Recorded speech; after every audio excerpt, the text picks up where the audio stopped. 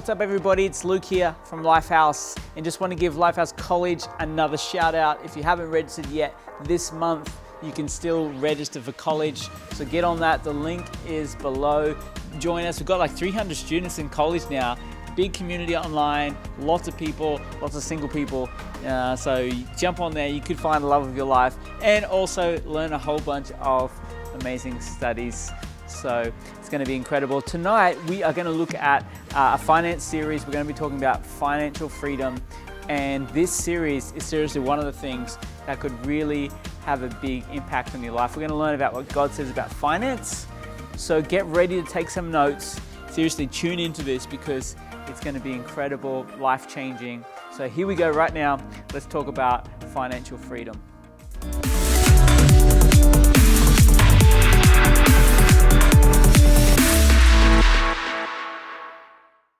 Well, hey everybody, and welcome to 7 Steps to Financial Freedom. My name's Josh. I'm one of the pastors here at Lifehouse, and I tell you what, we're just so excited about helping you get better in your finances and getting to a place of incredible generosity and financial freedom. And so glad that you started this course together with us. Now we're going to spend the next 8 sessions together, and I believe these sessions are some of the things that you're going to look back on in your life as a pivotal moment in your finances, in the way that you think about money, and in fact, in the way that you live your life. And so we're going to kick things off today with an introduction to 7 steps to financial freedom. You know, Dave Ramsey says, live like no one else now so that later you can live and give like no one else. And I want to tell you now that we want to live a blessed life. But you know, mate, you may not realize it, but if you are listening to my voice right now or watching this video, you are in fact blessed. Just by living here in Japan, where we're recording this, the average salary in Japan at just over 3 million yen puts us in the top 1% of wealthiest people in the world. That's about $30,000. So wherever you're watching this, if your salary is above $30,000 a year, that actually puts you in the top 1% of wealthiest people in the world as well. And you may say, but I don't feel that blessed. Well, actually you are. 1 Corinthians chapter 4, verse 2, it says, it is required that those who have been given a trust must prove faithful. And what do you think that means when we've been given a trust? Well, it means that God has blessed us with something and he expects us to do well with what we have. In fact, many times throughout the Bible, and even Jesus says this, that as we do well with what God has given us, God will give us more to steward for him. You see, what we have is not just, limited to what we have, but as we do well with what we have, God sees that. His blessing is upon it. He smiles upon us. And of course, he wants to bless those who are going to do well with what he gave them. Matthew 25:23, Jesus tells a story, and his master replied, well done, good and faithful servant. You've been faithful with a few things. I will put you in charge of many things. Come and share in your master's happiness. And right from the start, right from the outset of financial freedom, I want to ask you a question. Are you being faithful with what God has given you? Are you being faithful with what God has given you? And honestly, if you looked at your life, you'd probably say, maybe I could do a little better with what God has given me. Financial freedom. Financial freedom is being free from anything that might be holding us back from living the blessed life that God has for us. For many people, this means freedom from debt, freedom from stress about worry, or freedom from bad decisions, or even a family history of bad decisions. And this course is not a get-rich-quick scheme. In fact, it may be a get-rich over time or build wealth over time scheme. But you need to know that the Bible talks a lot about money. In fact, in the New Testament, Jesus offers more wisdom and has more to say about money than any other subject besides the kingdom of God. To me, this shows how important finances are to God. I believe in our lives, if we can do well in the financial area of our life, it means we can do well in many areas of our life. Luke chapter 14, verse 28, it talks about budgeting and planning. It says, suppose one of you wants to build a tower. Won't you first sit down and estimate the cost to see if you have enough money to complete it? Proverbs 21 verse 5 talks about budgeting and planning. It says, the plans of the diligent lead to profit, as surely as haste leads to poverty. Debt, the Bible talks about debt. Proverbs 22 verse 7 says, the rich rule over the poor, and the borrower is slave to the lender.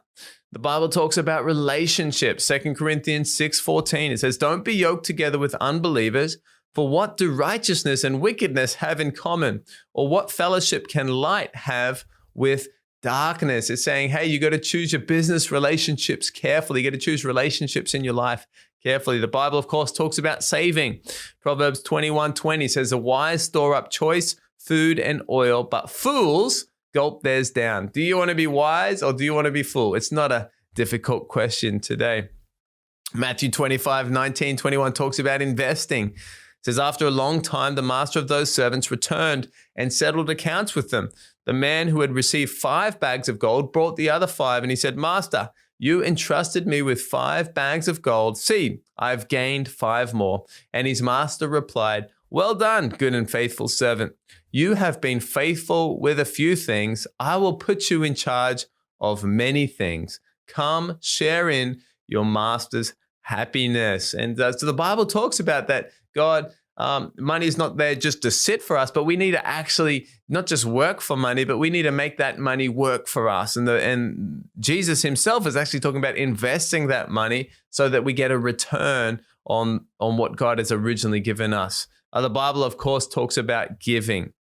2 Corinthians chapter 9, verse 7, it says, each of you should give what you've decided in your heart to give, not reluctantly or under compulsion, for God loves a cheerful giver. And of course, we love Proverbs chapter 3, 9, and 10, where it talks about tithing. It says, honor God with your wealth, with the first fruits, the first part of your crops. Then your barns will be filled to overflowing, and your vats will brim over with new wine. And tithing really is the key to getting all of this started. And God says, as we put God first in our finance, that he wants to provide for all of our needs. That's our barn, that's our food and our shelter, but also our vats will brim over with new wine. And the wine, it's talking about joy, it's talking about celebration. And I believe that links to John 10:10. Jesus says, I want to give you a full life, an exciting life, not a stingy life, but a generous life. And so you can see here, there's a framework that the Bible talks about all of these areas. And so what we've done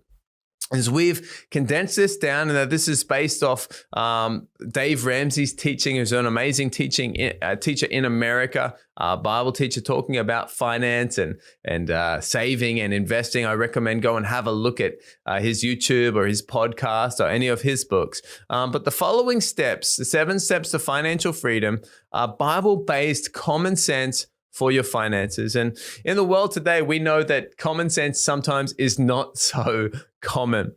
As I said, these steps are not a get rich quick scheme, but they're building God's wealth. They're building wealth God's way. And you may say, well, I don't agree with these steps, or I want to skip these steps. That's okay. You don't have the microphone today. I've got the microphone. And so these are our steps. And we've seen a lot of fruit over the years as people follow these steps and get God's planning for their finances that just brings them so much freedom, less stress, and start to live in the blessed life that God has for them. So here we go. Number 1, step 1 is get a plan for your money. And we're going to call this a budget. So we need to be budgeting each month. How long does this take? Well, you can do this in today or less than a week. Step 2, we're going to look at saving a beginner emergency fund and the different insurances and things that we need to live a safe life. And maybe this is going to take you about 1 month to get this into action. Step 3 is getting out of debt. We know that the borrower is slave to the lender. Now, this may take a while depending on how much debt you have. But it can take up to 2 years, we see in most cases. Now, this is everything except your house. Step 4 is saving a full 3 to 6 month emergency fund. And average timeline, this can be done in about 6 months. Step 5 is, this is where it gets exciting, I think, is investing for the future. And this is something we're going to do for the rest of our lives. We're going to continue to invest for the future. Step 6 is stewarding God's blessing.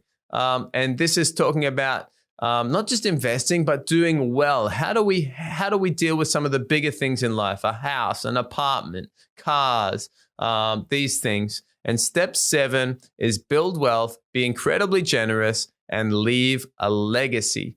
And how long does this take? Well, this starts after step 6. And this is where we want to get to. We want to get to step 7, be building wealth, be incredibly generous, and leave a legacy to our children's children. So that's a bit of an overview this week, a bit of an introduction to 7 steps to financial freedom.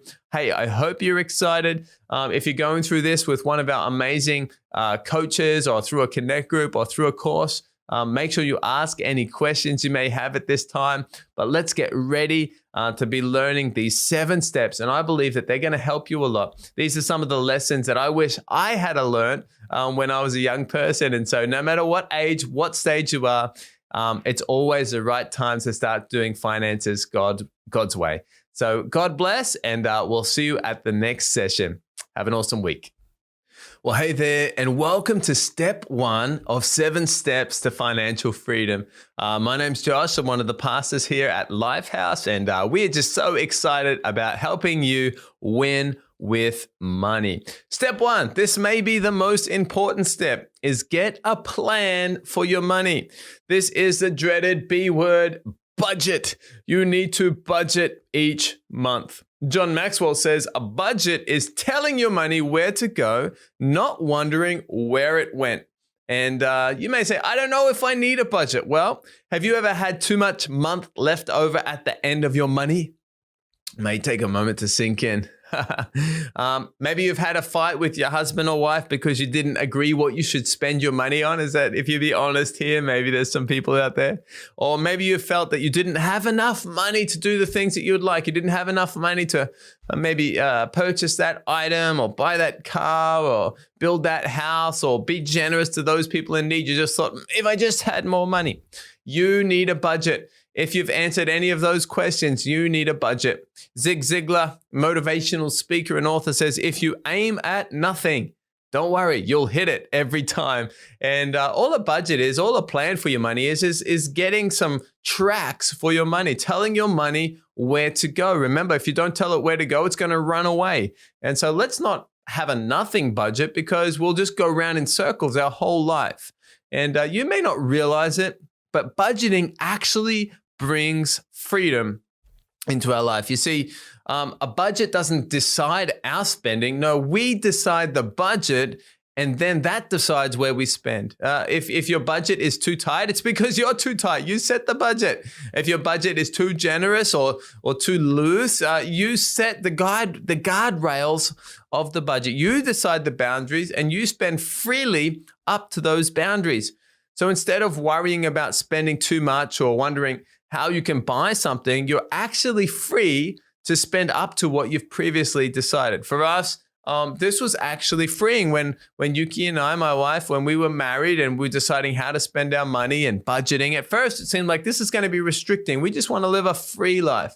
But after a while, when you get a budget and you get used to the budget and you set the guardrails of the budget, it actually is freeing, because you're like, well, I can allocate this money for food and allocate this money for clothes and allocate this money for shopping or eating or giving. And then instead of feeling guilty when you go shopping, instead of thinking, I don't know if I should tell my husband or wife this. No, you are free to spend up to the budget that you've decided together with your husband and wife. Proverbs 21 verse 5 says, the plans of the diligent lead to profit as surely as haste leads to poverty.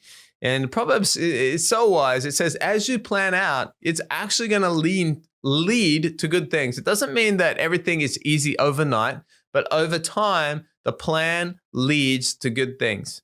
Proverbs 3 verse 9 and 10 says, honor the Lord with your wealth, with the first fruits of your crops, and your barns will be filled to overflowing, and your vats will brim over with new wine. And obviously, starting our budget and the cornerstone, the very initial thing of our budget, is going to be putting God first and say, God, this whole budget this month, God, all the things that we're going to use our money on, we're going to do this to honor you first and foremost. And Jesus himself, he says in Luke 14:28, he says, suppose one of you wants to build a tower. Won't you first sit down and estimate the cost to see if you have enough money to complete it?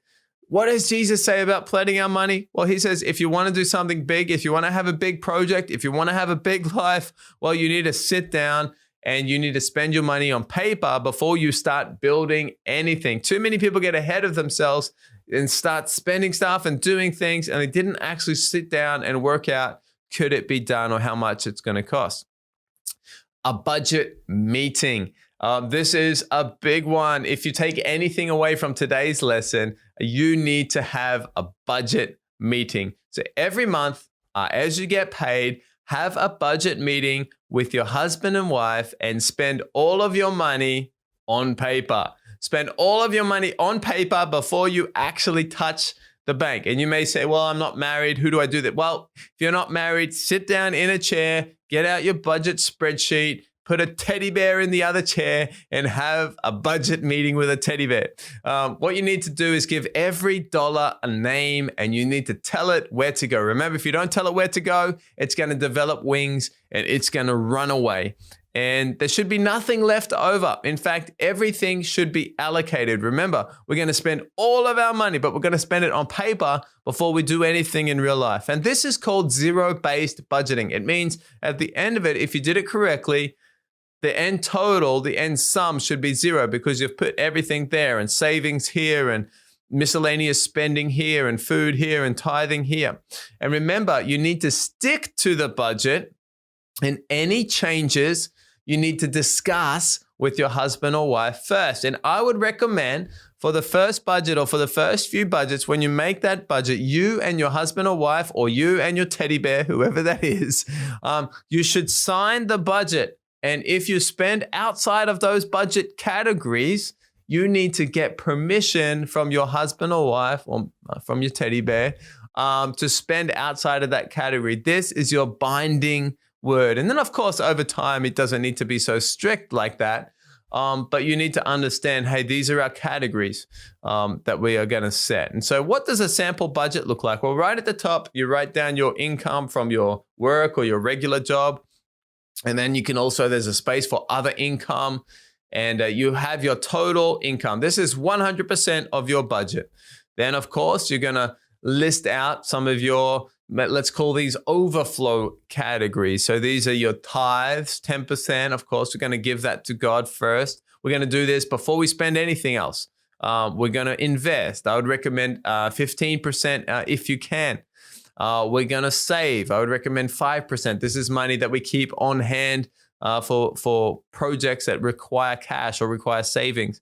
If you got kids, we're going to give some money, maybe 5% to kids' college, investing for that. And maybe if you like, we can give some money for extra giving, 2.5% or 5% or more if you can. But this is money towards extra giving projects, maybe buying dinner for someone in need or supporting our school, Tejas Asia in India, or maybe supporting the kids in Watoto, Africa, or needs or typhoon victims or earthquake victims as they come up. It's good to have some extra money on hand that we can use for giving. And so that's going to come to roughly 40% of our budget, give or take. Then we have our needs. These are things like housing. How much should you spend on rent or your mortgage? I would recommend no more than 25% if you can. If you're spending more than 25% on your housing, some of these other areas like college or savings or investing are going to suffer because maybe your house or your rent is more than it should be, proportionally is in terms of your income. Utilities, gas, water, these types of things, maybe about 10%, depends where you live. And food, of course, maybe that's going to be 10% of your budget. Now, you may say, food, 10% of my budget. That's not enough money. And it may not be if you have a family.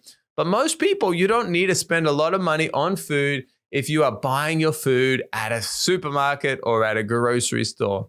Most people need more money for food if they're eating out all the time. Now, that's one of the biggest areas you can look at. And so that's maybe going to be about 40%. So we're up to 85%. Then, of course, we've got eating out money. I don't know how much you eat out. I used to eat out a lot. And then I realized, hang on, if I took some of that money and we saved it or invested it, that's actually quite a lot of money. And so we stopped eating out as much and got a lot healthier as well, because now we can buy great food and we can make great dinner together and have some extras and drinks and things. And it's actually a better experience for our family as well. But of course, we still do eat out sometimes as well. And then miscellaneous, maybe 2.5%. There's some things. These are extra things. We can cut these in a tough time. That's going to be about 5% our budget. And then, of course, we've got things like life insurance. Maybe that's about 2.5%. We've got health insurance. Maybe that's another 5%. We got our pension. Maybe that's another 2.5%. So our total insurance is maybe going to be about 10% of our budget. And so all of that income minus our overflow, which is our giving and our needs and our wants and our insurances, all of that should equal zero. Now you may say, well, those percentages don't work for me. That's fine. This is just a rough guide. The main thing is that you write down your income at the top of the page, and then in order of priority, you write down your tithing and your giving and your saving and investing and housing and utilities and food and eating out and miscellaneous and insurance, and you write all of that down. If there's money left over, well, I would recommend put it back into savings or put it back into investing or put it back into giving. And if you've got a negative, and many people, when they do this, they don't realize it, but they're like, oh, that's why I never have any money, because I'm actually got a negative every month. If you've got a negative, you need to look at that and you need to make your budget work. Now, initially, maybe you can't invest 15%. Maybe you can't give extra giving at the moment. Maybe you need to wait until you move house or do something or increase your income with a side hustle. So this is not set in stone, but we do need to look at it. And if you've got a negative, then you've got a problem. And of course, we're going to tithe all the time, no matter what. Tithing, it's a mandatory. We have to, not because God requires it, because we want to honor God. We want to put God number one. For me, this is a non-negotiable when I say that. And I want to encourage you to also have that as a non-negotiable in your life, putting God first. But investing and saving, these things, I put those at the front end. Because as we put those at the front end, if we put them at the end, we never have enough money to save. We just say, I won't save anything this month. But if you do that, you'll find that every month, you'll never save anything because you didn't make it a priority. So put it at the start. It might hurt, but you're going to make everything else work. So put your tithing, put your giving, put your investing, put your kids' college, put all that at the start, then put your needs, and try and work your budget out from there. Of course, if you've got any questions with your budget, if you're doing this as part of our course or one of our Connect groups, talk with your coach and say, hey, can you help me make this work? And often someone else can look at our budget and say, hey, you're spending too much money. Usually it's on takeout food. Sometimes it's on other things like clothes or different things like that. But hey, let's make our budget work every month. So looking forward to hearing your stories about your budget meeting with your husband or wife. Sit down, or maybe with your teddy bear, write in if you've got a good story. But let's try it out this month. Step 1, get a plan for our money, budget, tell your money where to go, and don't wonder where it went. Well, have a great week, guys. And hope you enjoyed step 1 of financial freedom. And we'll see you next session for step 2 of financial freedom. Hey, welcome back, guys. I hope that you guys absorbed a bunch of this stuff about financial freedom, and so good to learn about this. But if you don't know Jesus, hey, today you can know Jesus in your life. It's the best decision you will ever make, is to invite Jesus into your life. He loves you, wants to come into your life today. And I want to just pray for you right now if you want to receive Jesus. Okay, so let's pray together. Jesus, we thank you. We believe in you today. Come into our lives. We'll follow you. Amen. Amen. If you just prayed that prayer, just a simple prayer like that, I believe God will answer your prayer. We'd love to help you out. So definitely send us a message. I'm sure there's a local pastor where you are who would love to get in touch with you and just help you walk that journey with following Jesus. Now, we actually have a bunch of these studies, all of what we're talking about tonight. We actually have Blue Book studies, so you can jump onto the Lifehouse app, and in there is the Blue Book where we use in our small groups. There's studies in there on financial Freedom. I think there's 6 or 7 studies. Jump on there, check it out. You can do that with your small group. And next week we're going to be back talking about the next subject. It's going to be powerful. So make sure you tune back in next week to be part of more financial freedom. Now, if you want to give, please jump onto mylifehouse.com/give. Links are below. Choose your campus. Be a part of supporting your local campus, your local church. It's a great thing to support your local church. And we're really praying God's blessing over your life as you do that. So links are below for that. Let's be faithful and give and build the house of God together. Have an amazing week, guys. We'll see you back here next week.